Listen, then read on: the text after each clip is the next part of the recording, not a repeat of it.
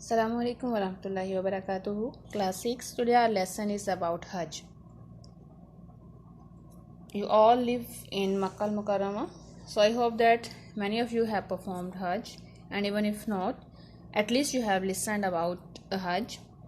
As we see every year many people living for Hajj, and it's really very spiritual view.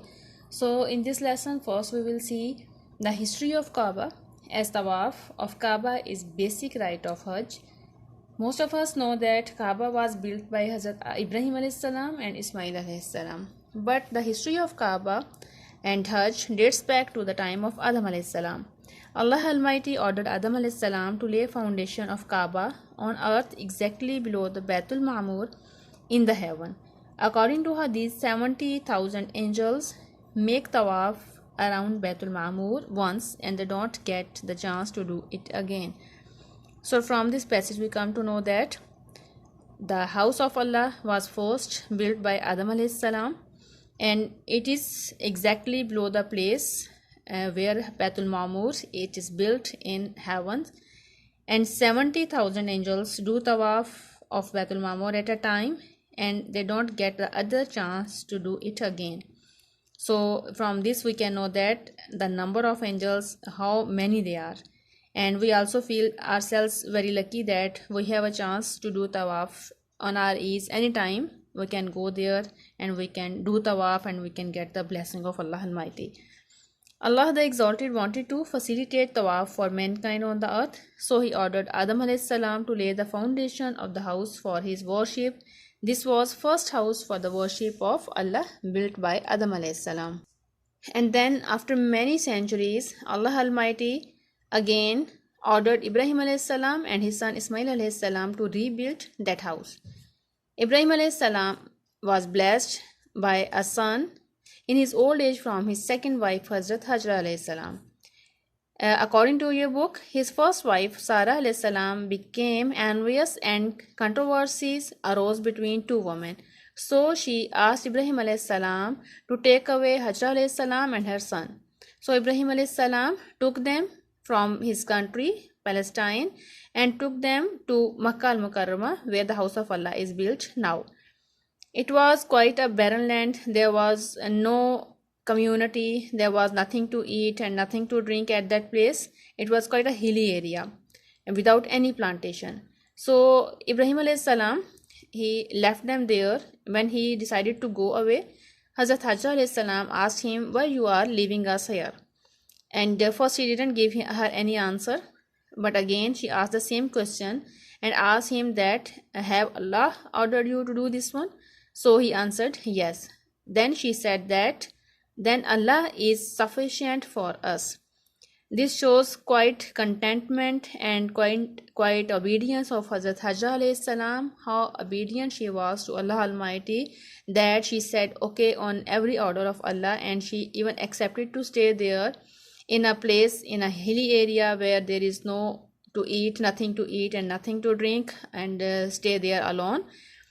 And Ibrahim alayhis salam left them there and he went away.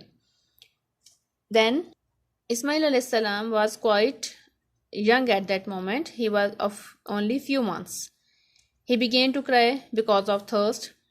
His mother Hajra alayhis salam started to search water for him, but there was no water, as we know that it was quite a barren land. She ran here and there in search of water. She even ran to the mountain of Safa. She climbed the mountain to find something to drink, and she didn't find anything there. Then again she came down to see her son, and then she climbed the other mountain, Marwa. She did this practice 7 times in search of water, but she didn't find anything. But on the 7th time, when she came back to her son, she found water coming out from the earth. It was quite a miracle. It was the favor given to her and her son from Allah Almighty to the people who were quite obedient to Allah Almighty. The water continued to flow from the same place ever since, and this is called Zamzam water. It's the best water on the earth. It's a complete food and it's also a remedy for the disease. It is said that when a person is sick and if he drink that water with the intention for the cure of that disease is cured, inshallah. So when the Hajjaj pilgrims go to Makkah for Hajj, they drink this blessed water. They also run 7 times between the hills Safa and Marwa, as Hajar alayhi salam did. Allah Almighty, He was so pleased by Hazrat Hajar alayhi salam that even He included her action of climbing the mountain 7 times. Allah Almighty made it a part of Hajj and Umrah. This is one of the fundamental rite of the Hajj, which is called Sa'i. Now Hajjaj ran between these 2 points, Safa and Marwa, and it is called Sa'i. It's the basic rite of Hajj. After some time, Prophet Ibrahim alayhi salam again came back to the place where he left his wife and his son. At that moment, Ismail alayhi salam was not quite a baby. He was now a quite young boy. And when he saw him, Ibrahim alayhi salam told him about his dream that he had seen for many days. He saw that he has been slaughtering his son. So it was quite astonishing that Ibrahim alayhi salam's dream, on listening the dream, his son Ismail alayhi salam, to his surprise, he immediately said yes to his dream, and he said that if you want to sacrifice me, it's fine, I am ready for it. So it shows that he was also such a true Muslim, and he was also such quite obedient to Allah Almighty, as the dreams of the prophets are not like the dream of the common people. These are really true dreams. So if he has seen such dream, it's mean that he has to slaughter his son. So both of them, Ibrahim alayhi salam and Ismail alayhi salam, went to Mina for this purpose. 2 of them, side by side, they were walking. The young Ismail alayhi salam was full of life and energy, and the old man, Hazrat Ibrahim alayhi salam, was full of determination and wisdom. None of them was worried about that slaughter.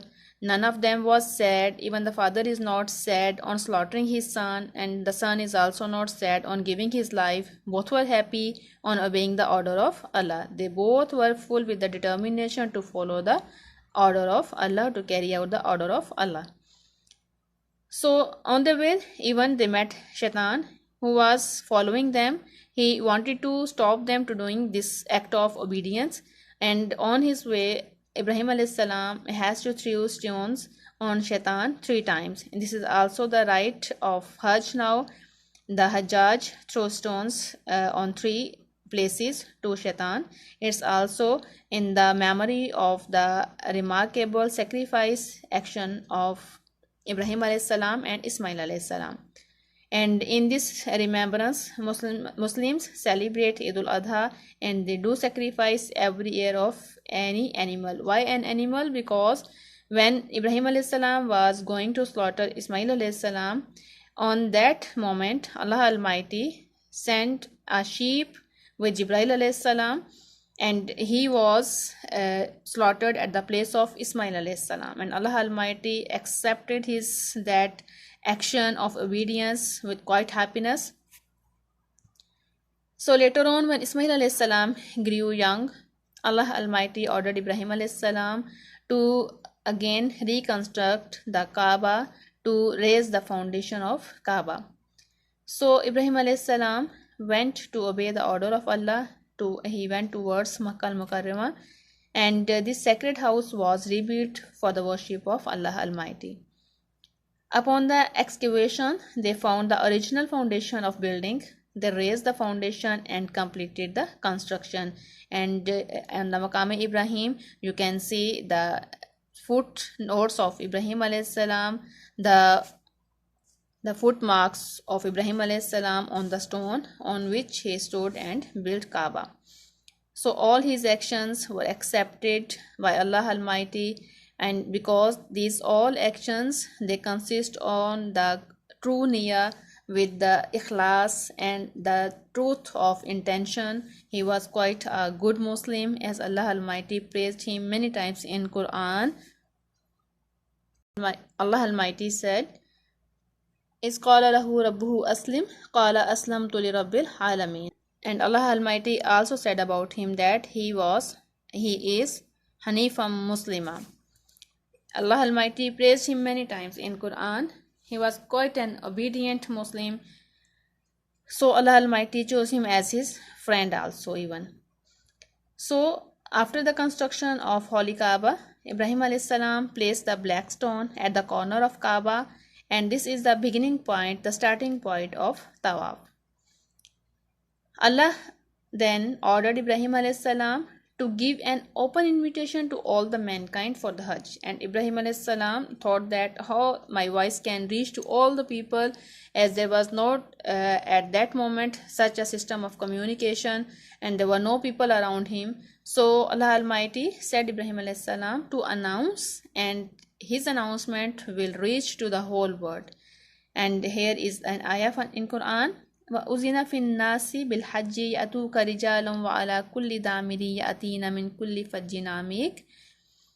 And proclaim to mankind the Hajj. They will come to you on foot and on every lean camel. They will come from every deep and distant mountain pass. And we know that now the people come to Hajj from every part of the world and with any source of traveling, and it is compulsory for every Muslim who has the resources. So some of its rites are in commemoration of what was done by Prophet Ibrahim a.s. and Prophet Ismail a.s. and Hajar a.s. as we discussed in the previous page, that the sa'i, the movement of Hazrat Hajar a.s. and the action of the slaughtering his son of Ibrahim a.s.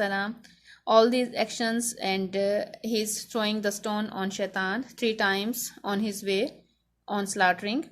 These all actions are included and make the part of Hajj. Prophet Muhammad ﷺ performed Hajj accompanied by his companions, and he taught us how to perform Hajj. He said that, take from me the rites of Hajj.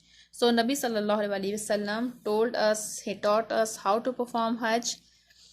And nowadays more than 3 million Muslims come for Hajj, and such a large number of the people come and perform Hajj and Umrah throughout the year. Now it's a universal gathering, thus the supplication and the call of Ibrahim was fulfilled, and the people of the whole world now come to perform Hajj and Umrah. In the next chapter we will get the detail of Hajj, how to perform Hajj and what are the rites of Hajj. In this chapter it was only the introduction of the construction of Kaaba and how the Hajj started. So next we will do the exercise.